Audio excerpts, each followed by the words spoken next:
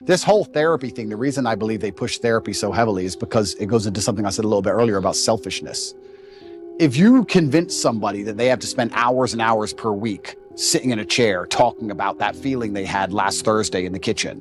That's crazy. It's insane. Crazy. You want to talk about creating mental illness? There it is. This exasperates problems. This makes it worse. And it also builds this culture of absolute and utter selfishness.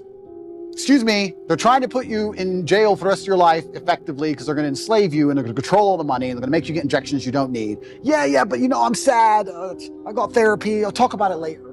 Yeah. That's all they want. They just want you to be so obsessed with how you feel in your own mind that you can't even look outside of yourself and care about anything. It's part of the propaganda machine. It's part of the mechanism to turn us all into docile farm animals. I said this to somebody the other day. They were talking about how they feel. And I said, who cares how you feel? And he goes, well, what do you mean? Well, I don't care.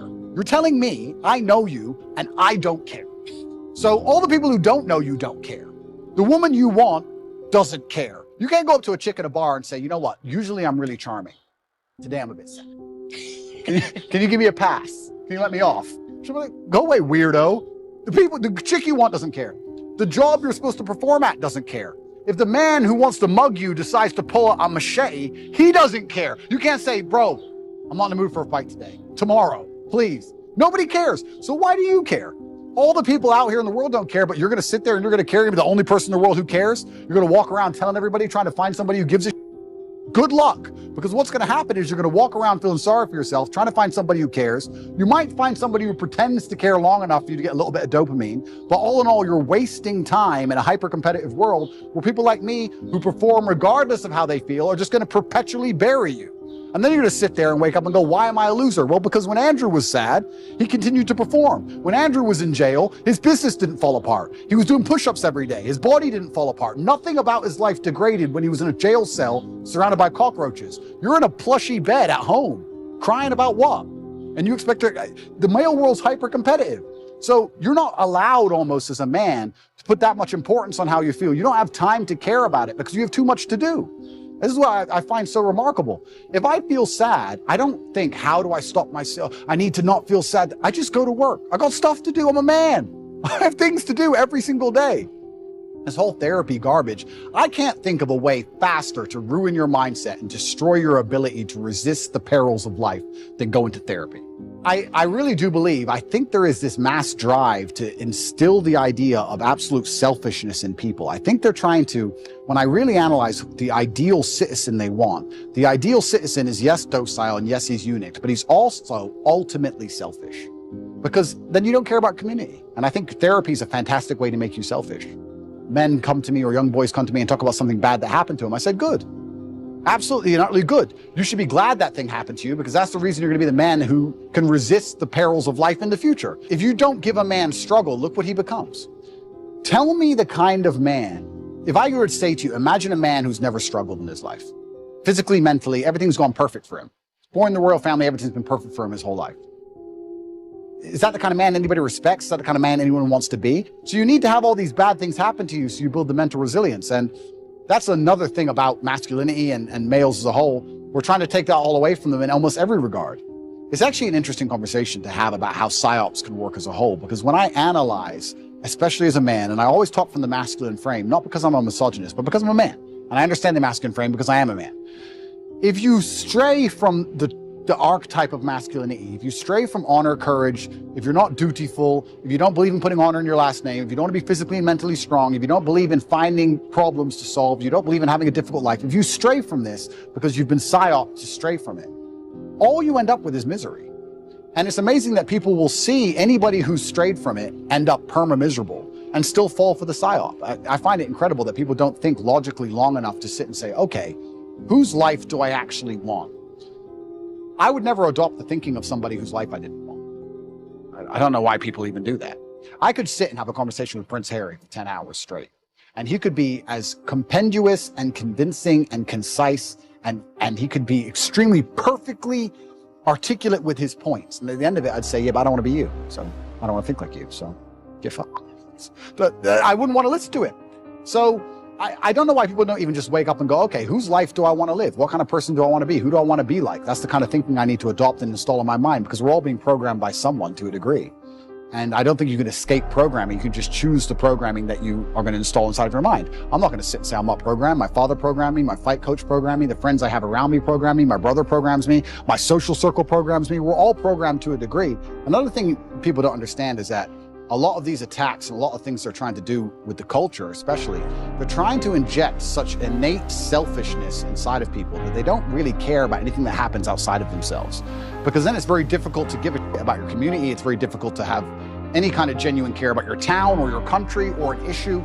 No, they just want you to be self-absorbed, semi-depressed, because depressed people don't fight that hard, watching porn, living inside of your own mind, convinced that somehow you're oppressed for some reason, on the internet typing tweets. That's what they want you to do. And they're going to try and keep you there. And genuine masculinity, yeah, to a degree it's protective, and to a degree also it has parameters. You can't be a man who doesn't say no. You can't be a man who doesn't have standards for himself and for people around him. I've said this many times before, but I'm going to say it again. I don't think many people understand exactly how competitive the masculine world is. Men are constantly in competition with each other. We always have been. We used to go to war and fight and kill each other. I guess in some places we still do. Maybe that's calmed down a little bit. But in the masculine world of today, everybody is constantly competing for everything. The car that you want, other people want. The woman you want, other people want. The house you want, other people want. You're competing to have all of it. And how do you do that? You do that through status and money and influence and power. It's war. When I say do your best, people sit and go, oh yeah, okay. No, when's the last time you actually did your best? Like, I don't train to run marathons, but I know if I gave my best, I could run a marathon right now, first try. If I gave my best, life depending on it. When's the last time people have genuinely given their best to anything? There are people going through the world and going through life today that don't give their best or 100% effort to anything, ever. Ever. They can't even remember the last time they tried. The best thing you can possibly do as a man is prepare for the endless difficulty that's going to come your way.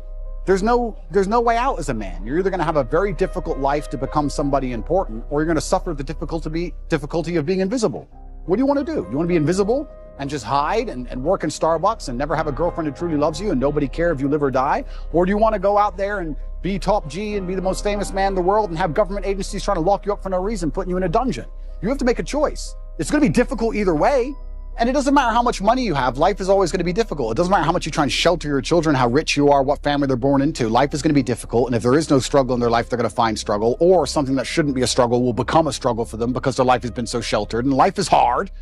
So if you can't avoid the difficulty, you may as well get very good at it. You may as well get good at difficulty. Because you need to understand that half of the people on this planet, 50% of all people alive, are females. So that woman you think is so special, that one you really want, she's so special, she ain't special, bro. She ain't special. Get that shit out your head straight away. Because the more special you think she is, the more you're going to fuck up when you're talking to her. She ain't special.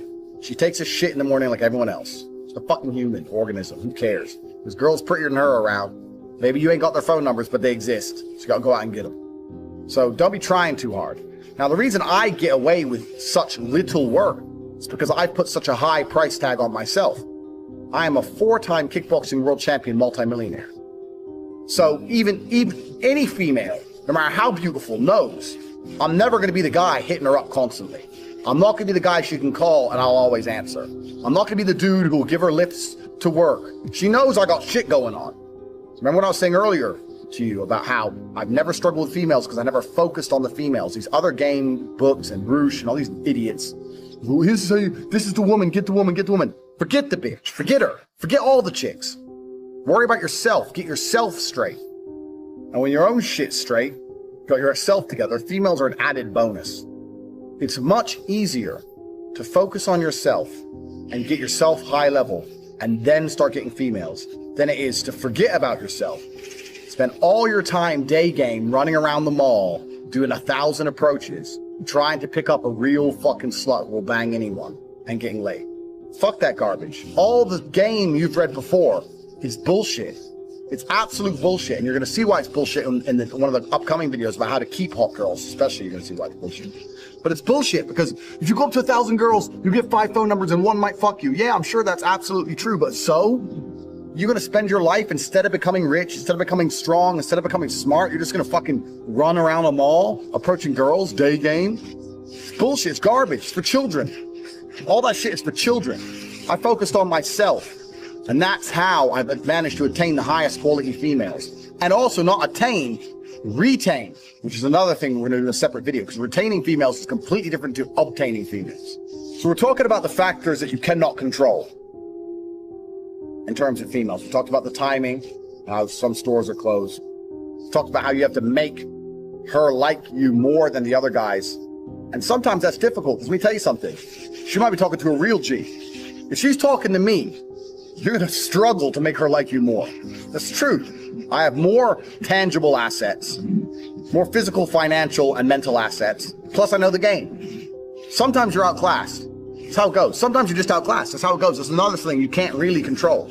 But what you can control in those situations is that you don't make her lose respect for you and don't kill your chance for the future by being a little begging for attention bullshit. Keep your honor about you. Because if you're going to lose the game, there's two ways to lose it. With honor and without honor. You're going to lose. As soon as you sense you're going to lose, as soon as you detect, this girl, I'm not going to get her, then you can either lose her by begging, hoping for that little tiny chance and losing all your respect, or just thinking, you know what, I'm going to try again in 8 months. Fuck this bitch. I'll get someone else. So we all know what the correct decision is. Don't be fucking so desperate for a girl that you just lose all your honor and self-respect, because then you're never going to get her. Ever. And that's some real dumb shit. So I want you to understand, when we start talking about women, there's a whole bunch of factors you cannot control. So when it comes to approaching hot girls, you have to understand this. Some are open for business, some are closed for business. Next, what can you do? Besides the factors that you cannot control, what are the factors you can control? Well, body language is one of them, obviously. Clothes, we've discussed all this. But really, when it comes to approaching females, game as a whole is something I don't like. I don't like the idea of it, because it's bullshit. It really is bullshit. I cannot sit here and tell you how to act. Even if I told you to have the exact same mannerisms as me and say the exact same things I would say, they work for me, but they will not work for you, because we're individuals. We're absolutely individuals. For the same reason, when you learn to fight, you learn the basics of it. But if I were to say, mimic my movements millimeter for millimeter, I won't get hit and you will get hit, because we're different bodies. It's just, we're different people. So I can't sit here and say, do this, do this, do this. Anyone who tries to tell you that, what they're doing is they're trying to oversimplify an extremely complicated situation in an attempt to get paid. Because every single female you approach is going to be different. Every single scenario you're in is going to be different. Every restaurant you sit in is going to be different. You're different to me. The mood she's in is going to be different. The weather is going to be fucking different. Maybe it's raining, maybe it's sunny. Everything has a small part to play. So for me to sit here and say, if you do this, and then you do this, and then you do this, you're going to get laid, is the kind of bullshit people package up, trying to make it a complicated situation seem simple to get money. Getting laid is not simple. The only thing you can do, if you want to retain, especially in a future video, retain as well as obtain hot women, is be yourself. You cannot project and act for any considerable period of time. That's not possible. The only way you can be anything for a considerable period of time is to be yourself. So maybe you're a shit person. Yeah, fine, maybe. But you have to absolutely and utterly be yourself. Now, there are some things which are ironclad beneficial when it comes to getting females. You can be yourself and be a confident version of yourself as opposed to a meek version of yourself. Confidence is always attractive because men were built to lead. Like we said earlier, men were built for combat. So confidence is something you need. Everyone already knows this shit. And confidence doesn't have to be sitting there and bragging. Confidence is little things. When you pick the girl up, where are we going? I know where we're going. Not where do you want to go? She doesn't want to hear that shit. She doesn't want to make decisions. Females don't want to think. They want to be led down a rabbit hole of entertainment. They want to be entertained. They don't want to think. They don't want to sit there and have to think about it. They'll say, yeah, we're going here.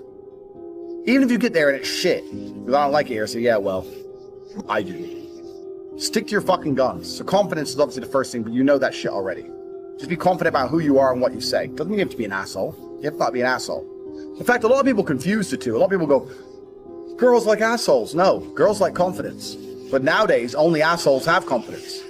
If you're the rare, select guy who's not an asshole and also supremely confident, you're definitely going to fuck. You haven't got to be an asshole. It's the confidence they're attracted to, not the asshole qualities. So yeah, you absolutely have to be yourself. You have to be a confident version of yourself. Well, we've already talked about this in lesson 1. Believe you can do anything. You're about to go on a date with Megan Fox. Are you intimidated? No. Because you're the fucking man. And you're going to fuck her the same night after taking her to the worst restaurant in town. Because you can do anything. Because you're a fucking G. That's how I think. I don't even brush my hair. I don't even shave. I rock up in fucking clothes and wear them for 2 days. I don't give a fuck. Turn up, hi. Start talking shit. Before you know it, she's naked. Because I know my skills. I know I'm the G. You know you're the G. You ain't got nothing to worry about. You can be yourself and you can be a completely different person to me, personality-wise, and still be a G. You can say completely different things and still be successful. You can have different mannerisms and different techniques or whatever bullshit and still be successful if you've implemented the first lesson. You can use that pain to galvanize yourself as a man and become a better man you've ever been. I'm not saying that I'm only successful because of some chick. I'm saying that every single time that I was heartbroken, I never wasted a second. I was never wallowing. Especially as a young man. We talked about this on the show. You're going to get your heart broken as a young man. I've had it happen to me. Yeah. We've all had it happen to us. And it's not even about anger towards the girl. Me and Tristan talked about this on the podcast that we did together, Gentleman Game. It's 7 years later, because as a man, you're going to get your value later. Yes. Right. So if you use that energy to put all that work in, these girls, they come back around, and I love to see them come back. Not because I'm in love again, just because it's like, I told you so. Yeah. No, I said this, like anybody who tries to get revenge on a woman, way. that's incel energy. That's a wrong way of looking at it. The only revenge you can get on a woman who breaks your heart is success. Success is the best revenge. Just level up slowly, and when she messages you, you got two choices. You can either say, sorry, baby, you're not my type anymore. Boom, you win. So that's the answer to the question. Put a plan together for the heartbreak if it comes, and make sure that plan is constructive. Everything we've been saying on this podcast is true. Trauma's going to come, pain's going to come, and you have to use it. Women, I didn't want to lose them, and they weren't listening, so I walked away, and they didn't chase me, and I lost them. But that's